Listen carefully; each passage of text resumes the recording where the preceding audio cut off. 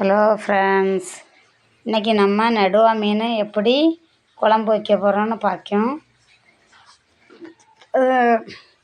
சட்டி அடுப்பில் வச்சாச்சு. 4 ஸ்பூனு நல்லெண்ணெய் ஊற்றியும். நல்லெண்ணெய் ஊற்றி நல்லெண்ணெய் கொஞ்சம் சூடு வந்தோடனே நம்ம உரித்து வச்சுருக்க வெங்காயத்தை அதில் போட்டு வதக்கணும். வெங்காயம் உரித்து வச்சுருக்கு, அதை அதில் வெட்டி போட்டு வதக்க போகிறோம்.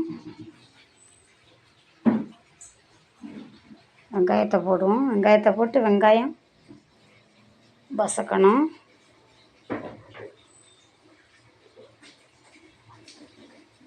வெங்காயம் வதங்காட்டு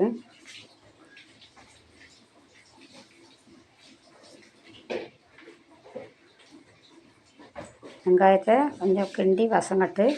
பூண்டு உரித்து வச்சுருக்கு, ஒரு 10 பல் பூண்டு வேணும். அந்த பூண்டை உரித்து வச்சுருக்கிறத அதையும் இதில் போட்டு, இஞ்சி ஒரு சின்ன துண்டு இஞ்சி அதையும் சதைச்சி வச்சுருக்கு, அதையும் அதில் போட்டு கிண்ட போகிறோம். பூண்டு இஞ்சி வந்து சும்மா ஒரு ஃப்ளேவருக்கு தான் போடுது. அது அந்த மீன் குழம்புக்கு ஒரு மணமாக இருக்கும். மீனுடைய ஸ்மெல் எதுவும் வேறு வராது, நல்லாயிருக்கும்.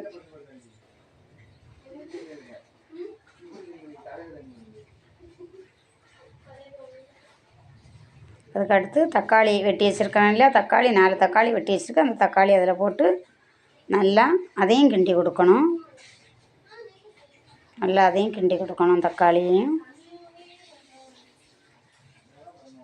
தக்காளி கிண்டி தக்காளி கொஞ்சம் வதங்கினோடனே நம்ம வத்தல் பொடி ஒரு 2 ஸ்பூன் மல்லிப்பொடி, 1 ஸ்பூன் வத்தல் பொடி, இது இவ்வளோத்தையும் அதுவும் போட்டு நல்லா கிளறணும்.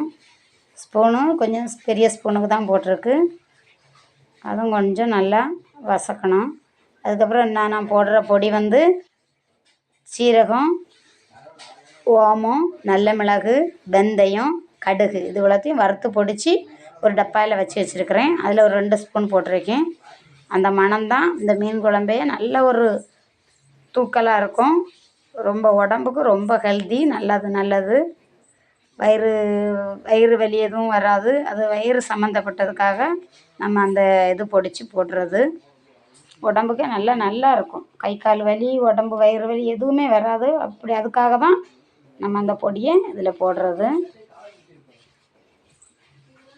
அது மீன் குழம்புக்கு போட்டால் மட்டும்தான் அது செட் ஆகும். வேறு எந்த குழம்புக்கும் அந்த பொடி செட் ஆகாது.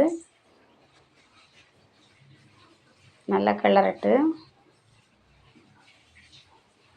அடியில் எதுவும் ஒட்டக்கூடாது, பிடிக்காத அளவுக்கு போட்டுறணும்.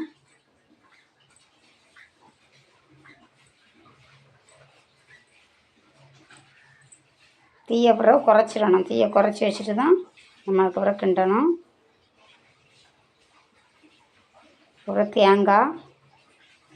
தேங்காய் கொஞ்சம், அது வந்து ஒரு மணம் வரும். அதுக்காக தான் நம்ம அந்த தேங்காயும் ஒரு வறுத்து போட்டோன்னா அந்த தேங்காயிலேருந்தும் ஒரு மணம் வரும். பச்சை தேங்காய் போடுறத விட அந்த தேங்காய் கொஞ்சம் இதில் வெந்து அது ஒரு மணம் வரும். அந்த ஃப்ளேவருமே அந்த மீன் குழம்புக்கு நல்லாயிருக்கும். அதுக்காக தான் தேங்காயுமே அதில் போட்டு கிளறி எடுக்குது.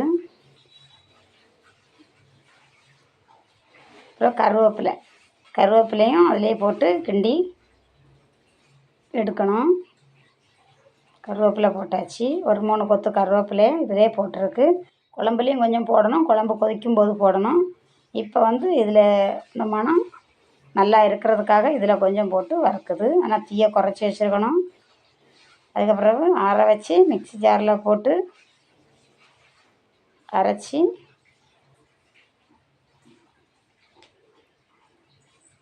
அரைச்சி நம்ம குழம்பு மீனுக்கு கூட ஊற்றிட வேண்டியதான். மீனை கூட ஊற்றியாச்சு.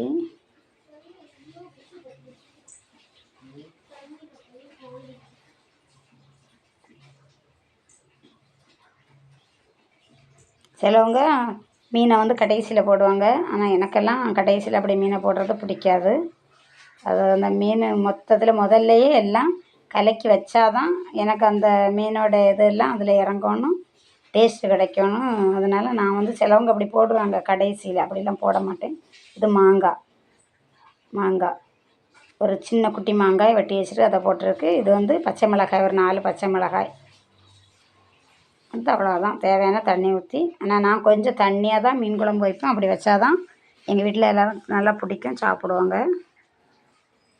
இன்னும் உங்களுக்கு கெட்டியாக வைக்கணுன்னா தண்ணியை குறைச்சி வச்சுருங்க. நான் கொஞ்சம் தண்ணி கூட்டி தான் வச்சுருக்கேன்.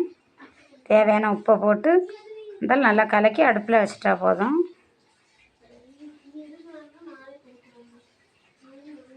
அடுப்பில் வச்சு மூடி வைங்க. மூடி வந்து கொஞ்ச நேரம் கழித்து அது கொஞ்சம் நல்லா கொதி வந்த பிறகு ஒரு கை கருவேப்பிலையே உள்ளே போடுவேன். அந்த மணம்தான் அது சூப்பராக நல்ல ஒரு மணம் கிடைக்கும். எல்லார் வீட்டுக்குமே பக்கத்து வீட்டுக்கே மணக்கும், அப்படி இருக்கும் அந்த கருவேப்பிலை போடும்போது.